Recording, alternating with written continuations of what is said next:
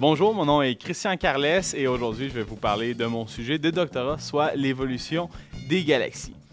Les galaxies, c'est des îles cosmiques. On peut le voir vraiment là comme des ensembles d'étoiles, de milliards d'étoiles, de gaz et de poussière qui interagissent ensemble par gravité. Elles sont tenues par la gravité et qui se promènent dans une grande mer cosmique là, qui est notre univers. Nos capacités à voir, nos télescopes s'améliorent sans cesse et on voit de plus en plus de détails sur ces galaxies-là. Comment ça se fait qu'on se retrouve avec un zoo de galaxies complètement disparate ou presque, là, où on voit de tout et presque de rien? C'est pas tout simplement une question qu'elles sont apparues différentes, c'est qu'elles ont évolué de manière différente. Le temps d'évolution se mesure en milliards d'années. Qu'est-ce que c'est une simulation numérique de galaxies? C'est vraiment d'aller prendre une galaxie, de la placer numériquement dans une boîte, donc d'en faire un modèle numérique, et de le faire évoluer par lui-même avec les éléments centraux de la physique qu'on connaît, pour voir comment il va changer avec le temps de manière accélérée.